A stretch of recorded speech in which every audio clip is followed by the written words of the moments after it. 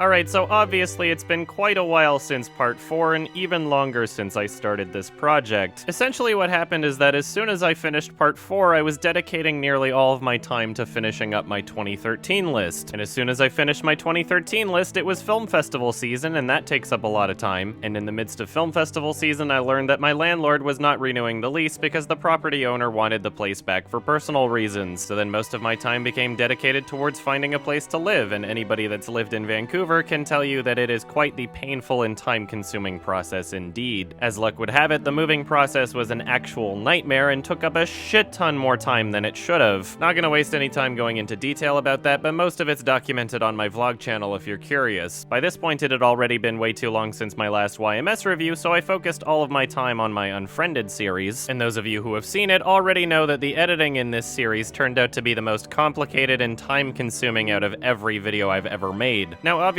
there were a lot of other smaller videos released in between the ones I mentioned, but by the time the Unfriended series was over, it had already been 9 months since part 4 of Synecdoche, New York. And with this particular series being so time-consuming and seriously toned, I didn't really feel like getting back to it right away. I mean, to the best of my knowledge, most of my subscribers are here for the funny YMS reviews, and I didn't want to feel like I was neglecting them in any way. So I figured, fuck it, it's already been 9 months, so what's the harm in making it wait even longer? I started to realize just how thematically fitting the whole situation was in relevance to the actual film. I mean, here I was in the middle of making a review for a film about the struggles of time, and the review itself is subject to many of these same struggles. Remember, it wasn't just Caden's strive for perfection and absolute brutal truth that caused his play to be stuck in a never-ending production limbo. Each time his life got in the way of what he was doing also added to how long it takes him to make each individual step of progress. Essentially what I'm saying is that this film is so incredibly meta that it has now infected this review, and upon realizing the thematic implications towards this review, I started becoming a lot more comfortable with leaving these huge time gaps in between episodes. At first I was stressing out about it, but eventually I just kind of allowed it to continue. Because honestly, it also presents a unique opportunity for film analysis, because especially for those of you who have been watching since the beginning, we actually get to experience the themes and messages of the film itself. We're not just talking about time slipping away from us as we head towards our inevitable deaths, we are actually experiencing it, and I think that's kind of important. And on top of all that, Charlie Kaufman himself has said that he wants you to be experiencing the film at different points in your life. So now that I'm 2.5 years older than when I started this review, I've watched through the film again and written down pages of new notes. I wanted to sort of try to create a way,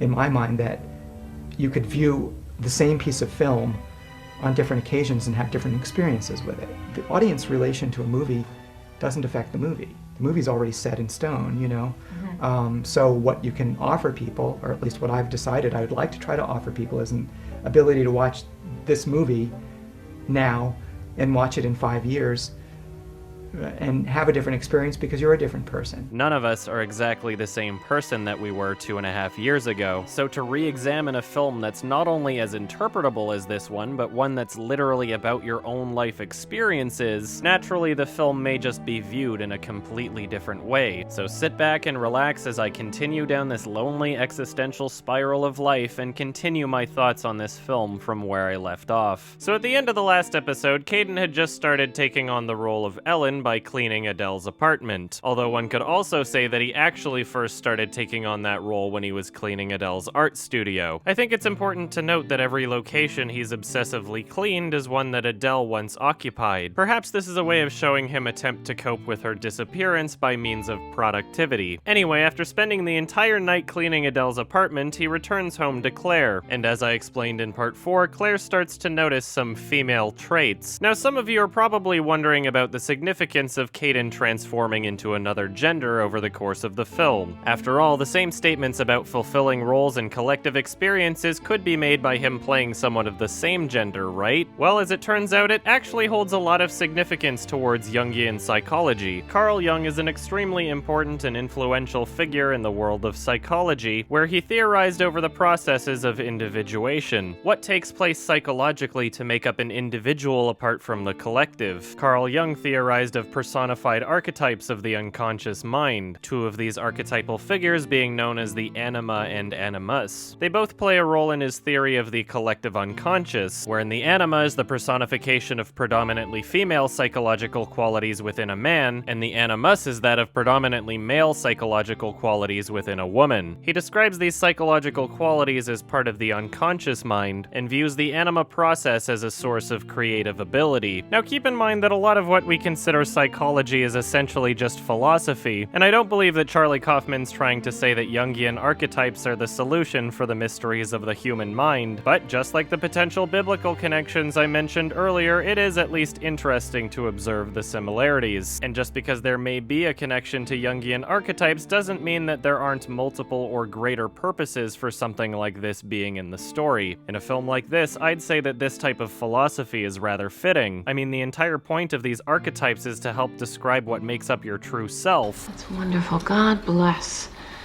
I guess you'll have to discover your real self, right? Yeah. So I think that there's a good chance that Ellen is what Caden feels he would be if he weren't constantly wearing this metaphorical mask. And when I say that, keep in mind that when it comes to identity, we're all wearing masks. In the play of life, we are all putting on a performance. The way you talk, the way you communicate and express yourself is all according to what your brain has decided your identity is. What makes up what you consider to be yourself is merely a collection of labels, none of which actually define your true self. I can say my name is Adam, but I am not my name. I can say I'm a content creator, but I'm not my job. I can say I watch movies, but I'm not my interests. I can say I'm a human being, but I am not my species. In Caden's search for his true self, the characteristics used to define him become stripped away one by one. Everything that had once defined him as Caden has become separated from his true self. As the world forgets you, as you recognize your transience,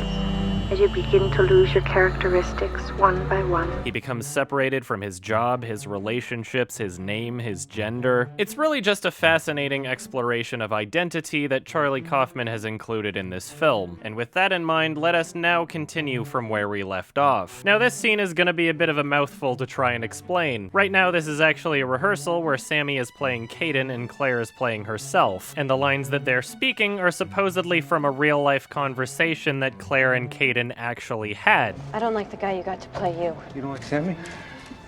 Why? I think he's good. I think you should fire. Fuck you. I'm 45 years old. I don't want to do this shit I won't anymore. fire him. He's the best thing in the play. He's coming on to me. He's grabbing my ass in rehearsal. He's your husband. Good, He's not my goddamn husband. You are. What the fuck is wrong with you? And it makes things a little confusing because this rehearsal of that previous conversation is the first that we have actually seen of it. So supposedly in their real apartment, Claire had brought up these issues to Caden, but now she's bringing that up to the very person she's complaining about while talking about him in the third person as though she's not actually talking to him directly. Now Claire seems to be noticeably disturbed by this whole situation. There are subtleties within Michelle Williams' performance that allude to her character Claire experiencing real emotions that aren't just a part of Claire's performance. And even when Claire's finished supposedly acting, she can be seen lingering in the distance, visibly upset about something. From her as a human being, it seems as though she's unable to separate herself from her character, which is understandable considering her character is herself. However, for Caden and Sammy, it seems as though they are both completely emotionally detached from this. Sammy doesn't seem to feel any sort of guilt or remorse after Claire's made it clear that she's uncomfortable with him touching her, and if we look again at the beginning of the scene, he is doing exactly that. The real question, however, is whether or not he's doing it as himself or if he's doing it as Caden. Was Sammy merely following orders from the script because Caden had grabbed her ass in real life? And when Claire's complaining about Sammy grabbing her ass, is the incident she's referencing one where he did that independently of what was written in the script? The theater piece they're creating is essentially becoming indistinguishable from life itself. Not just indistinguishable, but actually melding together. Now, as for Caden, it seems as though he's detached himself from his own experiences to the point where he's only concerned about directing the play. He never really acknowledges Claire's discomfort, but instead continues to push her further. Fuck you. I'm 45 years old. I don't want to do this shit I won't anymore. fire him. He's the best thing in the play. Was this line of direction something that Caden had merely interpreted from their real-life argument? Was Claire's abrasive response because the note was too absurd, or was it because it was too accurate? During the scene, we can hear someone in the distance banging on a surface and telling them to shut up. He's grabbing my ass in rehearsal. He's your husband.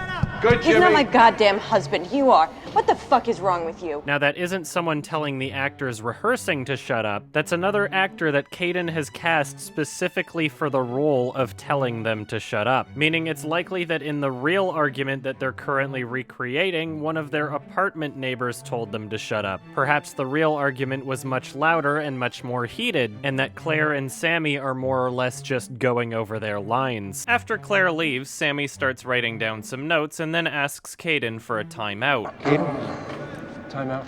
Yeah. Now, what's crazy about this is that I've seen this movie probably dozens of times at this point, but only just now am I realizing something. I had always assumed that Sammy was writing notes for himself on how to perform the scene better as an actor, that Claire leaving marked the end of the scene, and that he was preparing for the next rehearsal. But then it dawned on me that he was writing those notes before he asked for a timeout. Sammy was still acting out what Caden was doing in the apartment. And what we can see is that Caden is so incredibly fixated on this production that he wastes no time after arguing with Claire to write down and script the entire argument they just had. What Sammy is doing is performing as Caden, who immediately scripted the argument between himself and Claire as soon as she left the apartment. And I guess that also brings into question whether or not Claire is still performing as she looks back up at the apartment. Did she do this after the initial argument, or is she just starting to do this now? Either of those options are equally understandable and fitting. Anyway, after Sammy asks for a timeout, he makes a suggestion for the play. Well, I feel we need a Hazel in here. I mean, there's a whole side of Caden I can't explore without a Hazel. I guess, yeah. I get to be a character? Yeah. Hooray. Was that genuinely Sammy's idea, or did he just say something that Caden was already thinking? With Sammy's implied omniscience and being so closely connected to Caden, I wouldn't be surprised if they weren't just talking about the play. Now listen to what Sammy says again, but this time instead of thinking about Sammy and the play, think about Caden and his life. Well, I feel we need a Hazel in here. I mean, there's a whole side of Caden I can't explore without a Hazel. I think it's reasonable to say that there's an entire side of Caden that he's unable to explore without Hazel in his life. And with his unloving relationship with Claire tearing at the seams, perhaps this is something that's going through his mind. We then cut to Caden, or Ellen, back at Adele's apartment. Adele has left Ellen a note, seemingly all the way from Germany. The words printed at the top of the page, translated from German to English, say, "From the desk of Adele Lack." Now, this is one of many examples of the film using dream logic, where things that don't really make all that much sense are presented in a matter-of-fact way. It's Adele's New York apartment, and she clearly inhabits it, but she's still gone away in Germany. Yes, a person can reasonably travel to and from different locations, but it seems as though for this location especially, Adele is more or less a ghost. All throughout the apartment, he finds remnants of her having just been there. Remember, the first time he entered, there was a steaming shower still running and freshly poured coffee. But no matter how many times he comes back and no matter how much he changes of his own identity, she still isn't there. During his first visit to Adele's apartment, the song listed in the soundtrack was titled "Something You Can't Return To." And now during this scene, it's a song titled "Still Can't Return," in parentheses, "still trying." Hi, Ellen. Crackerjack job last night. Would you do sheets again? We had quite a fuck. It's musky and gross. Kisses, okay? As we listen to Adele's voice over top of the letter, we can hear her coughing once more. Remember, she dies of lung cancer by the end of the film. Just another example of the warning signs we see throughout the film that Adele seems to ignore. By the end of the scene, we can see that Caden is trying to live through Ellen in an attempt to recapture what he once had. Hi, Adele. Reline the cabinets. Just wanted to let you know I won a MacArthur grant. I'm mounting a play, which I think is going to be pure and truthful. Best, Ellen. And for anyone who's curious, I've compared his writing as Ellen from this scene with writing that he made earlier in the film as Caden. And yep, they both seem to be the same writing, just thought I'd check. Perhaps this is because Caden has not yet completed his transformation, and perhaps I'm reading into it way too much, but hey, it's me reviewing this movie, so what are you gonna do? Now we get another scene with Claire and Sammy acting out a scene that supposedly took place in real life with Claire and Caden. Once again, this is the first time we're seeing this conversation, so we'll never really be able to verify exactly how the original conversation took place. Essentially, Claire has had enough with Caden disappearing every night and demands to know exactly what he's been doing this whole time. So Sammy, playing Caden, just flat out tells her he's been cleaning Adele's apartment. Now Claire's obviously disturbed having to relive through this whole ordeal. It seems as though she's completely astonished by her inability to get through to Caden, and with her directing herself towards the real Caden instead of the one Sammy's playing in the scene, it almost seems like a last-ditch effort to get Caden to listen to her. Do you have any idea what I've given up for you? For this? For you? For you? Could you please get that? So this is an actress performing a scene as Hazel, who supposedly showed up to Claire and Caden's apartment to let them know that the actress playing Hazel was ready to start today. Just wanted you to know that the actress playing me is ready to start today. That's great. That's all we need around here is 2 Hazels. Okay, I'll take that as my cue. So essentially she's talking about herself in the third person, and based on how the real Hazel reacts, it would appear as though this is the first time she's actually seen her on set. And if that's actually true, then that would mean that the events that they're recreating in this scene actually took place early that very morning. Just wanted you to know that the actress playing me is ready to start today. That's great. That's all we need around here is 2 Hazels. Okay, I'll take that as my cue. Maybe you could clean her toilet. Maybe I will. This is over. No, Claire.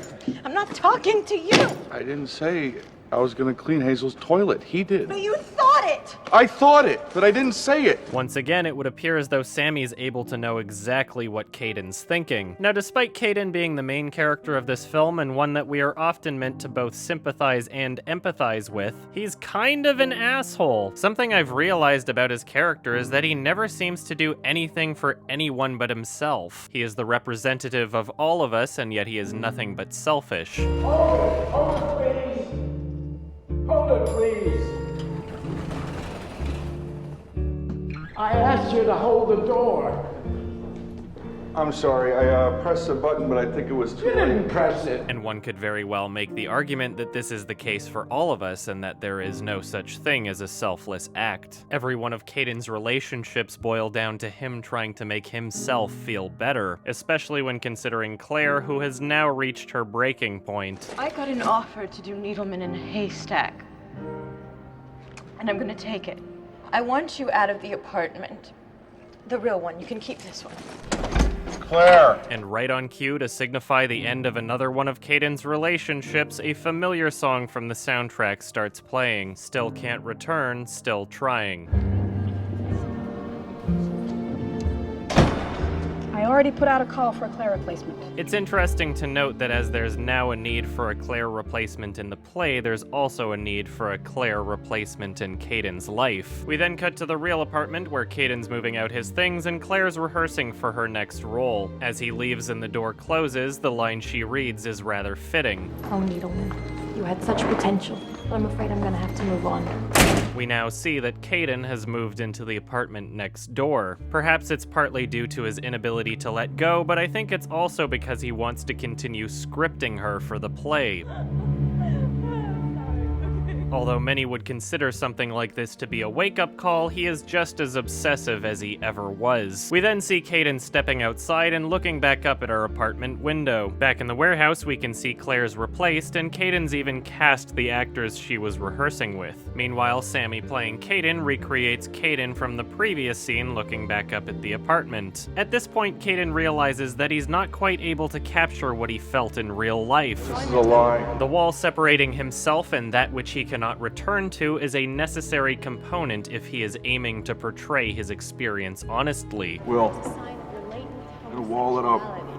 All of it. We then immediately cut to this same scene being recreated once more, but this time the entire set is walled up. Now, I'd like to take this opportunity to talk about one of the themes of the film I find very interesting, and it's that you'll never really truly be able to understand anyone but yourself. The interactions you have with other people are only a fraction of what's going on in their actual lives. The parts of other people that they reveal to you are only a fraction of who they actually are. And to signify this, the film has made plenty of emphasis on apartment windows. First of all, think about how incredibly appropriate it is to have New York as the setting for this film. Not just because of its relation to live theater, but because of how condensely populated it is. All throughout the city are mere glimpses into the windows of other people's lives, both metaphorically and literally. It's no coincidence that New York apartment windows are found all throughout the film's poster. Even each individual letter in the title is within a window of its own. And don't forget that each one of these letters is a small part that makes up the greater whole. Just like each person behind each window is a small part that makes up New York or even humanity. This is also further illustrated on the film's Blu-ray menu, where you can see moments from each character's life play out within animated windows. And now through Caden's play, we can only ever catch a fraction of what's taking place behind those walls. And none of you listening to this have any fucking clue what's going on in my life right now. And on that note, I'm gonna have to say see you in the future in part 6. There is obviously a lot left to cover still, as we're almost an hour and 20 minutes into this 2-hour-long film. I don't intend for part 6 to take as long as this one did, but I guess we'll see what happens. It seems as though every time I come back to this series, it dramatically slows down the other projects I'm working on, and as someone who actually cares about my audience, it is incredibly stressful. So right now I'm gonna start an actual YMS review while I'm finishing up my 2015 list. Maybe I'll do 2 YMS reviews before getting back to part 6, I don't know, I'm just gonna have to feel it out. But until then, anyway, thank you for watching, and I'll see you next time. Part of the thing that happens when you're writing, especially if you're writing one piece over an extended period of time, is that you have an evolving understanding of the world and an evolving understanding of the piece. And so if you're trying to be truthful, you start out with one idea, and as you become more familiar with it or explore different aspects of the idea, different things become revealed to you. And you have to incorporate that. And so, like, whereas Caden's city kept getting bigger and bigger and more populated as he was going on over years and years trying to do this thing, there was really no ending to it.